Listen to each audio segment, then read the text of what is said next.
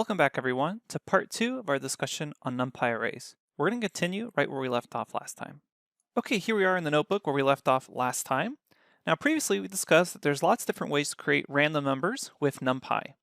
One way to do it is by calling np.random and if you hit tab here you'll notice that there's lots of different methods for creating random numbers, but the first one we're going to take a look at is rand, which basically gives you a random sample from a uniform distribution over 0 and 1. So what that means is if you just put in a single number here, such as 1, it gives you back one random number between 0 and 1. And it's a uniform distribution, meaning every number between 0 and 1 has the same probability of getting chosen. If you pass in 4 here, that will return back 4 random numbers. So here we can see the 4 random numbers. You can also pass in a shape. So I can say 5 by 5. Notice that this is not an extra set of tuples, it's just 5, 5, and then it returns a 5 by 5 array of random numbers between 0 and 1. So that's a uniform distribution. There's also the capability to do the same thing, but with a normal distribution. So we can say np.random.randn, and this returns a sample or samples, depending what you ask for, from the standard normal distribution. So the standard normal distribution has a mean at 0 and a standard deviation of 1. So we can ask for one number from this standard normal distribution.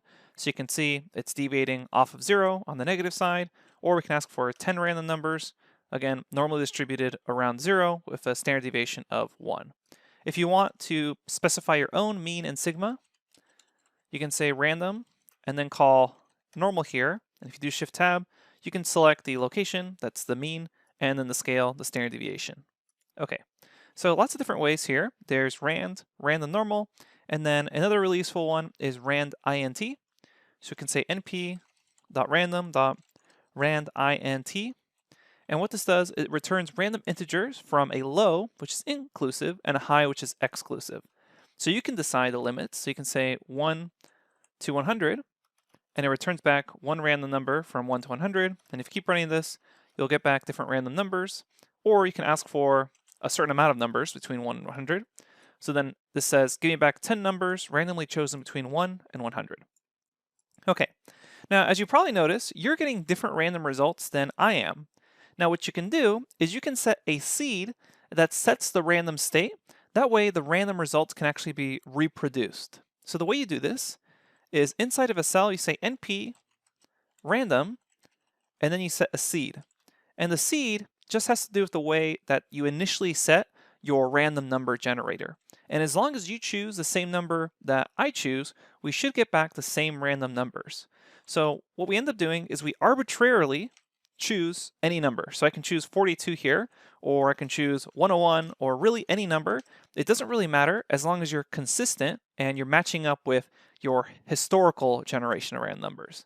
So go ahead and type 42, since that's what I decided to type here in my notebook, and then say np.random.rand, and then let's go ahead and call back 4 random numbers. And as long as these two are in the same cell, and we run this, we set a seed, and if you set the same seed that I did, 42, you should get back these exact same 4 random numbers. Again, the number 42 doesn't really have any particular meaning, it's just an arbitrary number chosen, and as long as you choose the same number I do, then you should get the same random numbers. So to drive this point home, go ahead and put in 101 there, run this again, and you'll notice that you get back the same 4 random numbers. Or put in 555, run that, and again, you'll notice you get back the same random numbers. Now, what you should be aware of is we get back these results consistently because the seed is in the same cell as the random number generator. If we were to ask for these numbers again and continue, you'll notice that they end up being different from that seed, that initial one. So if you ever want to make sure you get the exact same numbers I'm getting, make sure your seed and your random number are in the same cell the way I'm doing it in the videos. Okay, so that's generating random numbers and setting a seed. Let's now discuss a couple of array attributes and methods. So we're going to quickly create an array. I will say arr is equal to np. We'll use the arrange function we discussed earlier, and I'll say 25. So there's my array, and then I'm going to say random array is equal to np random.rand int from 0 to 50, give me 10 random numbers. And here we see our random array. So right now I have this arranged array and this random array. I didn't set a seed, so don't worry if your numbers are different. But what I want to show you is a couple of useful attributes and methods that we'll be using quite a bit throughout the course. The first one is reshape. So as I previously mentioned, if you have any array, you can call its shape by saying .shape. But sometimes you don't want everything as a single one-dimensional array. Instead, maybe you want a two-dimensional array.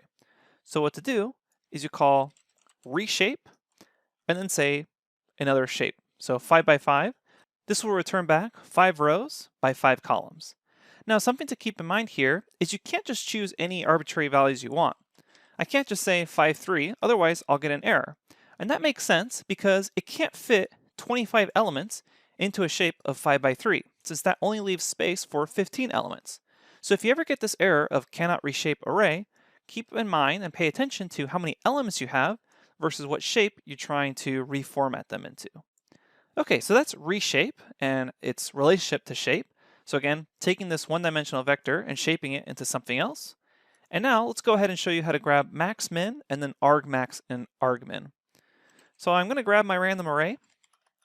So here's some random numbers. If we ever want to figure out what the max value here is, we can say dot max, call the max, and it returns back the max value.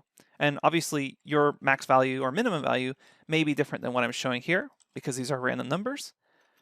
So here's the minimum value. So it looks like we got a max of 42, a min of 1. However, this doesn't actually tell me their index location.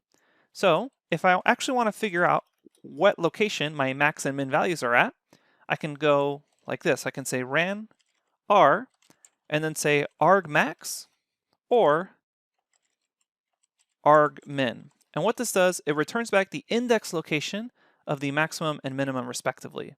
So my minimum number happened to be 1, and it's at index location 0. It's the very first number. So there it is. And 42 happens to be at index location 1. So when we say argmax, index location 1, we see the max number. Again, your values may be different since these are just random numbers. Okay, so we discussed the shape, reshaping, max min, argmax, and argmin, and how to generate random numbers. The last thing I want to show you that if you're ever interested in figuring out the type of data that's in an array, you just need to say the variable of the array and then call dtype, no parentheses, and it'll report back what type is held in the array, whether it's an integer, 32-bit, 64-bit, or float numbers, 32-bit or 64-bit. In general, we'll probably be dealing with float numbers usually throughout the course. Okay, thanks, and we'll see you at the next lecture.